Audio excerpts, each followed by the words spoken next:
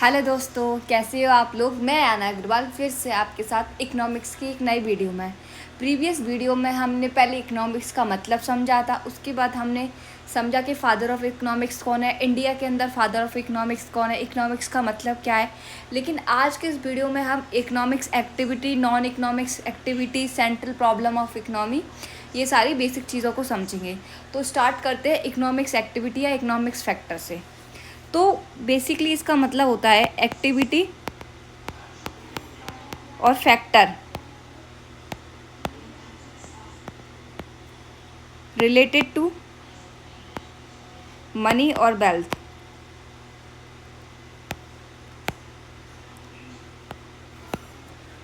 वहाँ क्रिया और कारक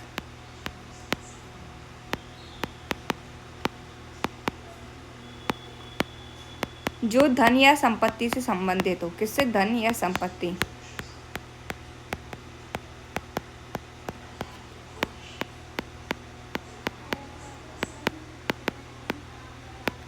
यानी कि अगर आप कोई भी काम कर रहे हो, it's all about money, money या वेल्थ, तो उस चीज़ को हम क्या बोलेंगे? उस चीज़ को हम इकोनॉमिक्स एक्टिविटी या इकोनॉमिक्स फैक्टर कहेंगे। फॉर एग्जाम्पल, भाई इतना तो समझ आ गया कि ऐसे काम जो पैसे से या वेल्थ से रिलेटेड हो उसको इकोनॉमिक एक्टिविटी कहेंगे। लेकिन कौन कौन से ऐसे काम है जिनमें हमें पैसे की आवश्यकता होती है या पैसे से कनेक्टेड होते हैं, तो मैं आपको फॉर एग्जांपल बताती हूँ, ठीक है। फॉर एग्जांपल यहाँ पे आपका मैंने लिखा फार्मर, क्या लिखा? फार्मर। फिर मैंने क्या लिखा? लेबर, लेबर लिख लिया। नेक्स्ट लिख लिया मैंने आपका बिजनेस, क्या लिख लिया? बिजनेस। फिर मैंने आपका लिख लिया सर्विस, सर्विस। फिर मैंने आपका लिख लिया प्रोवाइड, सर्विस प्रोवाइड, ईटीसी। यानी कि आपका जो किसान है, किसान आपको पता होगा इकोनॉमी या जीडीपी में कितना रोल प्ले करता है? 70% का। 70% जीडीपी या इकोनॉमी हमारी केवल और केवल फार्मिंग पे डिपेंड है। अब इतना समझ लिया। लेबर यानी कि एक जो श्रमिक होता है, एक मजदूर होता है, वो काम करता है, किसी के घर को बनाता है, किसी बिल्डिंग को बनाता है। क्यों? जिससे उसको धन की प्राप्ति हो और अपने बच्चों का, अपने घर का, अपने माँ बाप का नर्चर कर सके, पालन पोषण कर सके। बिजनेस, बिजनेस हमारा माइंडसेट होता है। बिजनेस क्यों करते हैं? जिससे हमें बेनिफिट हो सके। अगर कहीं 2 पैसा लगाया तो वहाँ से 4 पैसा अर्न हो सके। सर्विस, अगर हम नौकरी कर रहे हैं, किसी के यहाँ पे नौकरी कर रहे हैं, तो क्यों कर रहा है? जिससे हमें कुछ वेल्थ मिल सके। It's like a labour, labour में वो ऐसा काम करता है जिसमें शारीरिक मेहनत लगती है। सर्विस में ज़रूरी नहीं है कि आपकी शारीरिक मेहनत लगे, आपकी दिमागी मेहनत, शारीरिक मेहनत दोनों लग सकती है। तो इन सारी एक्टिविटी को क्या कहेंगे? Economic activity. लेकिन ऐसी एक्टिविटी जो नॉन इकोनॉमिक होती है, ऐसी भी तो कुछ एक्टिविटी होती होंगी जिनमें पैसे का कुछ काम नहीं है, पैसे का कोई लेन देन नहीं है, तो ऐसी एक्टिविटी के बारे में पढ़ते हैं, ठीक है।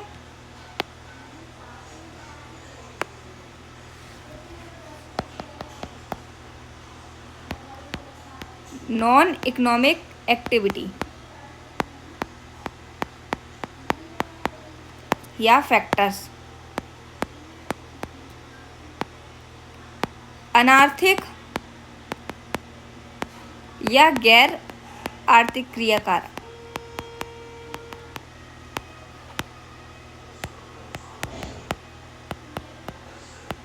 देखो, हमने समझा था कि अर्थ का मतलब क्या होता है। अर्थ का मतलब धन होता है। तो ऐसी चीज़ जो धन से संबंधित नहीं है उसको अनार्थिक ही तो कहेंगे। क्या कहेंगे? अनार्थिक ही कहेंगे या कुछ और कहेंगे? सॉरी। तो यहाँ पे हमें इतना समझ आ गया कि ऐसी चीज़ जो धन से संबंधित है उसे आर्थिक कहेंगे। क्लियर?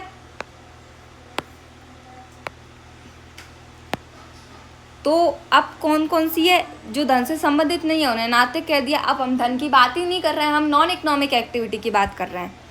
तो वहाँ क्रिया और कारक कौन से? वहाँ क्रिया और कारक जो धन या संपत्ति से संबंधित नहीं है। किससे संबंधित नहीं है? धन या संपत्ति से। ऐसी एक्टिविटी को हम क्या कहेंगे? नॉन इकोनॉमिक एक्टिविटी कहेंगे। क्या कहेंगे? Non economic activity. पहली आपकी इकोनॉमिक एक्टिविटी हो गई जो मनी से रिलेटेड है, दूसरी आपकी नॉन इकोनॉमिक एक्टिविटी हो गई जो मनी से रिलेटेड नहीं है। फॉर एग्जाम्पल, अब एग्जाम्पल भी देख लेते हैं कौन कौन से एग्जाम्पल है आपके।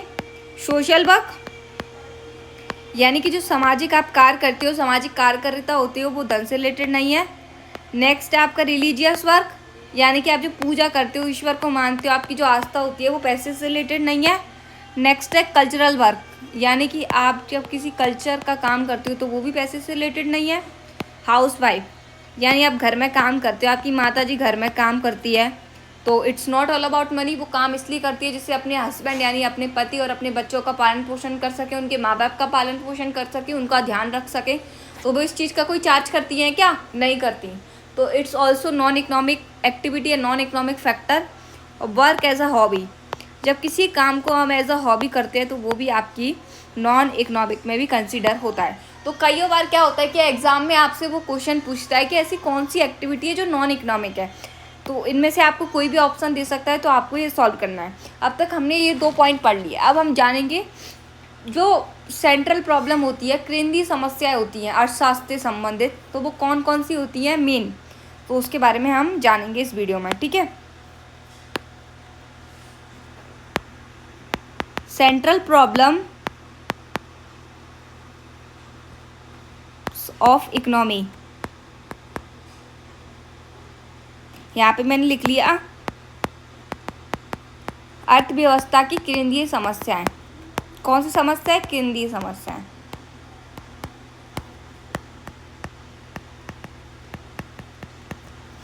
सबसे पहला अगर काम हमारे माइंड में क्वेश्चन होता है तो ये होता है इकोनॉमिक्स से related, what to produce.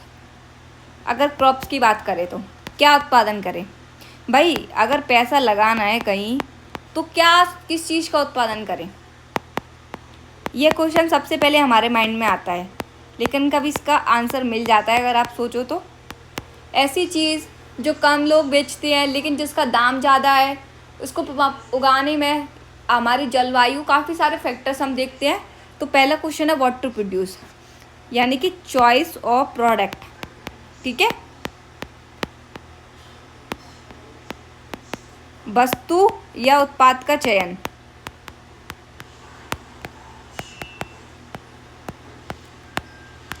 Next है हाउ टू प्रोड्यूस। अब मैंने आपको पहले ही बता दिया ऑलरेडी, कैसे उत्पादन करें। अगर हमें गेहूं का उत्पादन करना है, मान के चलो, तो गेहूं को हम किस तकनीक से उपाएं, क्योंकि आजकल मार्केट में इतनी टेक्नोलॉजी आ गई है कि आप किसी काम को यानी कम जगह पर कम पैसों से इजीली कर सकते हो। आपकी जो इनकम है वो भी ज़्यादा होगी, कम खर्चा होगा, काफ़ी सारे फैक्टर्स हैं। तो कैसे उत्पादन करें, ठीक है, how to produce and choice of technique, यानी किस तरीके को अपनाएं।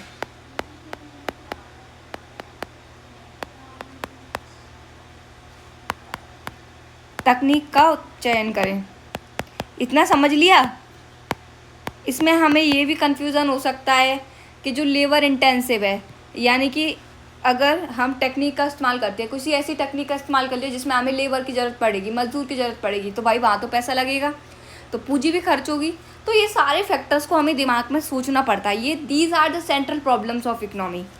तो मैं यहाँ पे आपको हाईलाइट करके लिख देती हूँ। ठीक है, लेबर इंटेंसिव। अब पुराने समय में क्या होता था, जानवरों का प्रयोग करते थे। ठीक है, किसका प्रयोग करते थे? जानवरों का। लेकिन अब तो ट्रक, ट्रैक्टर, काफ़ी सारी चीज़ें आ गई खेत जोतने के लिए। तो अगर वो चीज़ें नहीं हैं, उन चीज़ों की हमारे पास कमी है, तो हम लेबर लगाएंगे, मजदूर लगाएंगे, तो उनके लिए तो कोई पैसा लगेगा, और साधनों का यूज़ करेंगे तो उनके लिए भी पैसा लगेगा। लेकिन साधनों के लिए कम पैसा लगेगा और मजदूरों के लिए ज़्यादा लगेगा, क्योंकि साधन आपका एक लॉन्ग टर्म गोल होता है। आपने कुछ लेबर्स काम पर लगाए तो आपने उनका दे दिया 300 रुपये पर डे के हिसाब से, 500 रुपये पर डे के हिसाब से। लेकिन मशीन आपने एक बार लॉन्ग टर्म इन्वेस्ट कर दिया 75,000, 4 लाख के अप्रैक्स, तो वो आपके ज़्यादा से ज़्यादा प्रोडक्ट को, यानी एक बार आपने लगा दिया लॉन्ग टर्म, लेकिन भविष्य में आपको काफ़ी कुछ देगा, तो दैट्स कॉल्ड लॉन्ग टर्म। लेकिन आपने जो मजदूर लगाए, मजदूर आपने एक दिन के लिए लगाए, शॉर्ट टर्म है, लेकिन आपसे पैसे ज़्यादा वसूलेंगे। तो that's the business mind, that's the central problem of the economy. ठीक है, तो यहाँ पे नेक्स्ट पॉइंट आप लिख सकते हैं कैपिटल के बारे में। किसके बारे में? कैपिटल, जो आपकी पूंजी है उसके बारे में आप लिख सकते हो। अब नेक्स्ट है किसके लिए उत्पादन करें, फॉर होम टू प्रोड्यूस। इतना तो हमने समझ लिया है, क्या उत्पादन करें, किस तकनीक का उपयोग करें, कितना खर्चा आएगा। अब नेक्स्ट आपके माइंड में क्वेश्चन आता है फॉर होम टू प्रोड्यूस, कोई खरीदेगा या नहीं, अगर किसी चीज़ को प्रोड्यूस करना है तो किस फैक्टर पे करें, क्योंकि आपके फैक्टर भी अलग अलग होते हैं, primary sector, secondary sector, tertiary sector, वो मैं आपको प्रीवियस अपकमिंग वीडियो में एक्सप्लेन करूँगी। लेकिन यहाँ पे आप केवल इतना ही समझो कि सेक्टर्स होते हैं, उसके हिसाब से भी आपके काम बटे होते हैं, कितने सेक्टर में कौन सी खपत आ रही है, कैसे, ये सारी चीज़ें हमें बहुत सोचना पड़ता है। अगर हम ये सारी चीज़ें समझ रहे हैं, इट मीन्स हम इकोनॉमिक्स समझ रहे हैं। It's nothing but all about economics. Clear? अब हमने इतनी चीज़ें पढ़ ली, इसका एक क्विक रिवीजन करते हैं। हमने समझा कि नॉन इकोनॉमिक एक्टिविटी क्या होती है, इकोनॉमिक एक्टिविटी क्या होती है। इकोनॉमिक एक्टिविटी जिसमें मनी या बेल से रिलेटेड हो, नॉन इकोनॉमिक एक्टिविटी जो मनी या बेल से रिलेटेड ना हो, इसमें आपकी हॉबी कंसिडर हो सकती है, सोशल वर्क कंसिडर हो सकता है, रिलीजियस, कल्चरल, ये सारी चीज़ें। फिर हमने डिस्कस किया central problems of the economy, यानी कि जो अर्थव्यवस्था की केंद्रीय समस्याएं क्या हैं। जब हम किसी चीज़ का उत्पादन करते हैं तो कौन कौन सी समस्याओं को हमें फेस करना पड़ता है, तो वो सारी चीज़ें हमने डिस्कस की। अब मैं आपको बता दूं, बेसिकली इकोनॉमिक्स के भी अपने आप में दो पार्ट होते हैं। कितने पार्ट होते हैं? दो। पहला होता है माइक्रो इकोनॉमिक्स और दूसरा होता है आपका मैक्रो इकोनॉमिक्स। तो सबसे पहले यहाँ पे हम लिख लेते हैं there are two types of economics. Exam में आपके ये भी क्वेश्चन आते हैं, तो ये सारे पॉइंट्स आपको ध्यान से सुनने हैं और ध्यान से नोट्स बनाने हैं इन सब के। जैसे मैंने बनाए आप अपने तरीके को फॉलो कर सकते हो, फिर उस पर आप बना सकते हो। तो हमने क्या लिखा, there are two types of economics, the first one is micro economics and the second one is macro economics. आपको नाम से क्लियर हो रहा होगा, माइक्रो मतलब कुछ छोटा, माइक्रोचिप का नाम सुना है, और मैक्रो मतलब बड़ा। तो ऐसी चीज़ जो छोटे लेवल पे होती है उसे माइक्रो कहते हैं, और ऐसी चीज़ जो बड़े लेवल पे होती है यानी अंतर्राष्ट्रीय स्तर पर होती है उसे मैक्रो कहते हैं।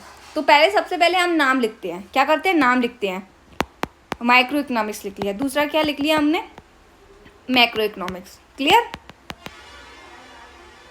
तो इतना तो हमें नाम से क्लियर हो गया। माइक्रो यानी कि छोटा, यानी कि राष्ट्रीय स्तर पर। कौन से स्तर पर? राष्ट्रीय स्तर पर। और दूसरा मैक्रो यानी बड़ा, यानी कि बड़े स्तर पर, अंतर्राष्ट्रीय स्तर पर। कौन से स्तर पर? अंतर्राष्ट्रीय स्तर पर।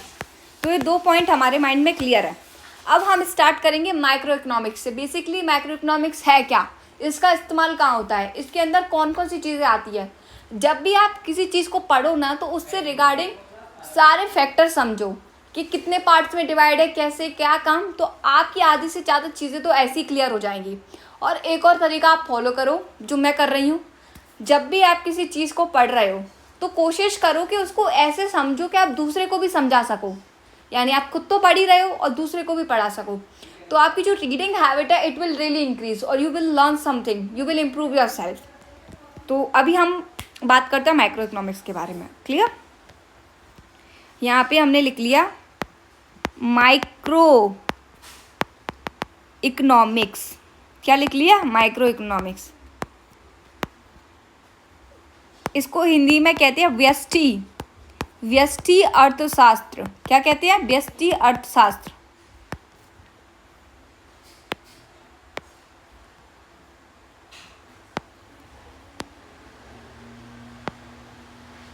क्लियर? अब यहाँ पे हम लिखेंगे कि व्यष्टि अर्थशास्त्र है क्या। बेसिकली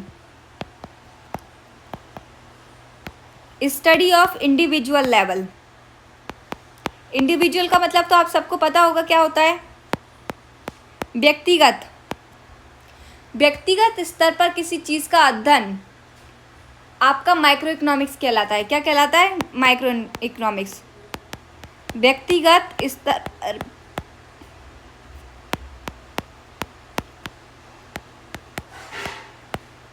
यानी कि किसी पर्सनल या कंपनी या किसी इंडस्ट्री, केवल तीन चीज़ें, या तो व्यक्तिगत या किसी कंपनी या किसी उद्योग की हम बात करते हैं तो वो सारी चीज़ें कहाँ आती है? आपकी माइक्रो इकोनॉमिक्स के अंदर आती है, यानी कि छोटे स्तर पर एक तरीके से। अब जानते हैं कि इसके अंदर कौन कौन से आपके फैक्टर्स आते हैं। तो सबसे पहले माइक्रो इकोनॉमिक्स के अंदर आपका आता है डिमांड, यानी कि मांग। मांग कितनी है चीज़ की, इंसान की, सामान की। दूसरा सप्लाई, आप जो भी सामान कर रहे हो, जो भी आप कर रहे हो, उसकी पूर्ति कितनी हो पा रही है। तीसरा प्रोडक्शन ऑफ कंपनी, कंपनी का उत्पादन कैसा है, कितना है, कैसे है, ये सारी चीज़ें। प्रोडक्शन ऑफ कंपनी, कंपनी द्वारा आपका उत्पादन। रेवेन्यू, रेवेन्यू कितना आ रहा है, आय कितनी हो रही है, कितना जनरेट हो रहा है, ठीक है, रेवेन्यू। नेक्स्ट है आपका सेल्स, अगर आप किसी सामान को बना रहे हो, उस पर पैसा खर्च कर रहे हो, उसकी सप्लाई कर रहे हो, तो आपको कितना फ़ायदा हो रहा है, बिक्री कितनी हो रही है आपकी, ठीक है। और नेक्स्ट है आपका प्राइस ऑफ प्रोडक्ट, क्या है, यानी कि आप जो सामान बेच रहे हो, आप जो प्रोड्यूस कर रहे हो, उसकी कीमत कितनी है, उसको हम कहेंगे माइक्रो इकोनॉमिक्स। क्या कहेंगे, माइक्रो इकोनॉमिक्स। तो शॉर्ट फॉर्म में मैं आपको एक्सप्लेन करती हूँ।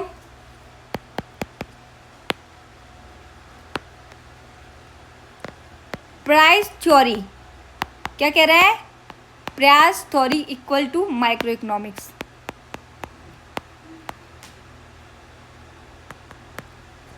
कीमत या मूल्य नीति ही आपका माइक्रो इकोनॉमिक्स कहलाता है, जिसको हम कहते हैं व्यष्टि अर्थशास्त्र। क्या कहते हैं, व्यष्टि अर्थशास्त्र। फिर से एक्सप्लेन करूं इसको। देखो, हमने माइक्रो इकोनॉमिक्स का स्टार्ट किया, हमने कहा जब किसी चीज़ की व्यक्तिगत यानी कि पर्सन, कंपनी या इंडस्ट्री के ऊपर करते हैं, तो उसको हम माइक्रो इकोनॉमिक्स के अंदर इंसिडर करते हैं। माइक्रो इकोनॉमिक्स के अंदर कौन कौन से आपके पार्ट आते हैं, डिमांड यानी कि मांग कितनी है, सप्लाई कैसी है, प्रोडक्शन ऑफ कंपनी कैसा है, रेवेन्यू कितना है, सेल्स कितनी है, और प्राइस ऑफ प्रोडक्ट यानी वस्तु की कीमत कितनी है। ये सारे फैक्टर्स को हम डिवाइड करते हैं। अगर ये सारे फैक्टर्स है तो वो आपका क्या है, माइक्रो इकोनॉमिक्स है। क्लियर, क्या है, माइक्रो इकोनॉमिक्स। इसमें जो प्राइस थ्योरी है आपकी, कीमत है, मूल्य है, उसको ही हम माइक्रो इकोनॉमिक्स कहेंगे। तो आज की वीडियो में हमने 4 चीज़ों को समझा और आज की वीडियो को यहीं तक रखते हैं। अगर आपको इसमें कोई भी डाउट है, कोई भी प्रॉब्लम है या कुछ भी आपको गलत लगता है, please let me know in the comment box. And thank you so much for watching. Have a great day.